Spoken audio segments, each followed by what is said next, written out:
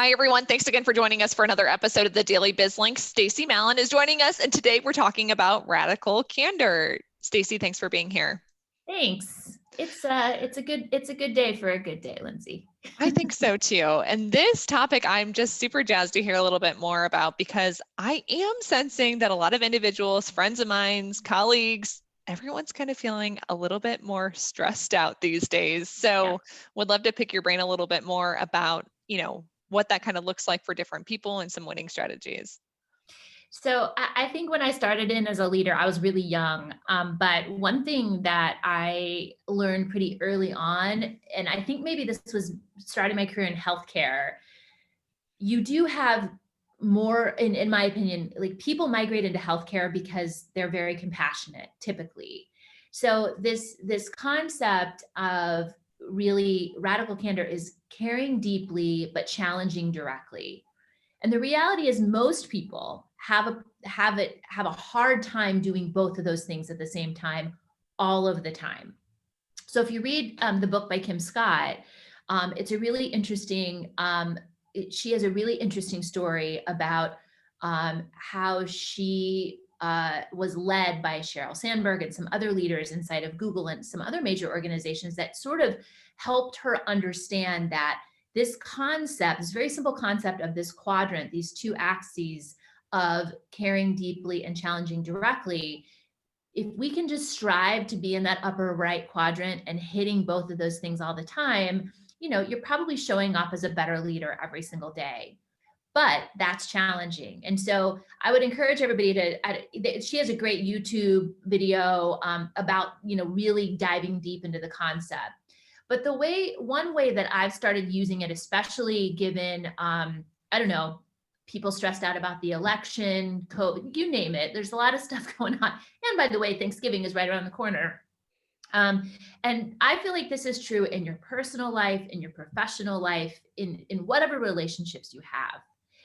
If you're striving to care very deeply, but challenge directly, let's take our moms, right? We love our moms. And we hope our children love us, right? And so the caring deeply is not hard, but is it hard for you? It's hard for me to challenge my mom directly, to kind of come at her directly and say, hey, this upset me, or this bothered me, or right? I think that's a universal struggle. So that's a good example of, in a personal relationship, you have one axis, like for sure, you love your mom, but sometimes telling our mom something directly where we think it might hurt their feelings is harder, right? And I think for me over time, and this has been a process and an evolution for me, I was not good at this early on. Again, I felt like I was really nice, but I wasn't very direct. And one thing that I think is great if you have a team as a leader is to go through a process and an exercise of talking with one another about, we all strive to be in radical candor. Let's all come to a consensus that this is our goal, to care about each other and to challenge. But let's also talk about, when you get under stress, where do you go? Have you ever had a leader, Lindsay? I know I have, and this is not uncommon for CEOs. There's a quadrant called Obnoxious Aggression. So it's challenging directly. Now, it doesn't mean the person doesn't care. You don't feel like they care in the moment. They get very directive, right? So they get under stress and it's just da, da, da, da, da. Have you, I probably of course, had a leader like that. Now, the good news is the quadrant of Obnoxious Aggression is like the second most productive quadrant, because you get shit done in Obnoxious Aggression, right?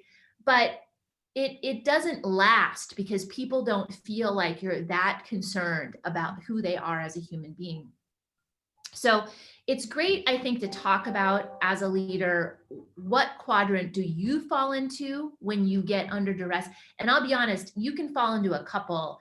It depends on the stress for me. Sometimes I do go to Obnoxious Aggression. If there's a board meeting and there's a lot of pressure and stress, I don't feel like I have the time to explain the who, the why, the how. I just am like, we need to get this stuff done. It's like with your kids when you're running late and they won't go get in the car. You're like, get in the car, put your shoes on, like you just get very directive. But most people, I think, identify that they fall into this other quadrant, which is caring deeply but not challenging directly, which is ruinous empathy, is the name of the quadrant. And again, I think the names are kind of funny because nobody's like, yep, I'm like obnoxiously aggressive, or I have empathy. But that just means that you care so much that you just are really struggle to challenge somebody directly. Most people will not admit to being in the fourth quadrant, which is the lower left quadrant, directly opposite of radical candor, which is manipulative insincerity. But I also call it sometimes like, again, I'm a mom, so not to give moms bad names, but moms kind of leverage manipulation sometimes to get you to do what they want to do.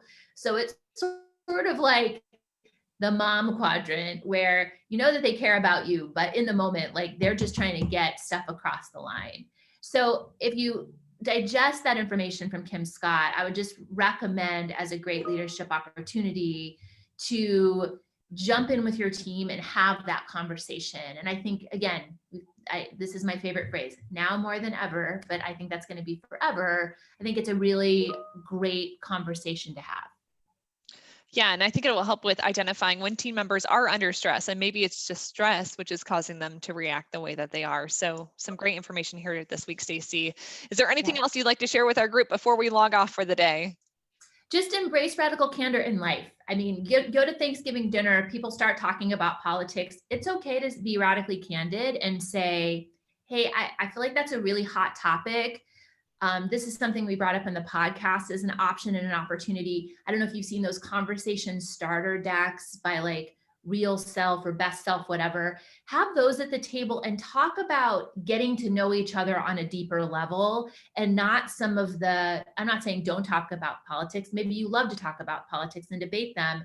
But I would say in the Thanksgiving holidays and everything else coming up, take the opportunity to know each other on a deeper level. And I think those, just as an example in a personal life, those like decks of conversation starters are really, really awesome. All right. Well, I know it's going to be added to our shopping list here in the next couple of weeks. Yeah. All right, Stacie, appreciate you being here and for sharing some more insight on radical candor. Thank you, Lindsay. All right, take care.